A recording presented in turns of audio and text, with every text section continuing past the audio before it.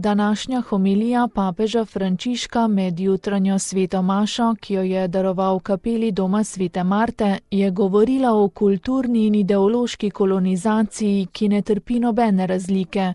Vse hoče narediti enako, tako da pride celo do preganjanja kristjanov.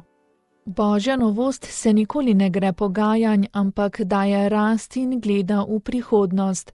Le colonizzazioni ideologiche e culturali soltanto Ideološke in kulturne kolonizacije gledajo samo na sedanjost, zanikajo preteklost in ne gledajo v prihodnost. Živijo v trenutku, ne v času, in zato nam ne morejo ničesar obljubiti.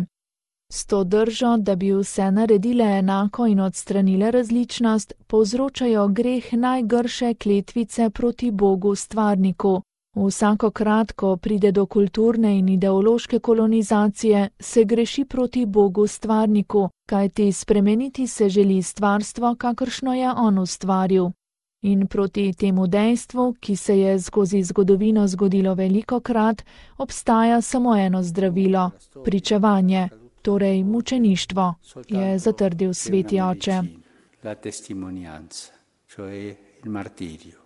Eleazar namreč pričuje z življenjem in misli na dediščino, ki jo bo pustil svojim zgledom. Jaz živim na ta način, pravi. Pogovarjam se s tistimi, ki mislijo drugače, a moje pričevanje je takšno, v skladu z Božjo postavo. Eleazar ne zapušča denarja ali kaj drugega, ampak misli na prihodnost, na dediščino svojega pričevanja, na pričevanje, ki mora za mlade postati obljuba rodovitnosti. Postane torej korenina, ki daje življenje drugim. Papež Frančišek je homilijo sklenil z željo, da bi nam Eleazarjev zgled pomagal v trenutkih zmedenosti pred kulturnimi in duhovnimi kolonizacijami, ki se nam jih ponuja danes. C'è una medicina, la testimonianza, cioè il martirio.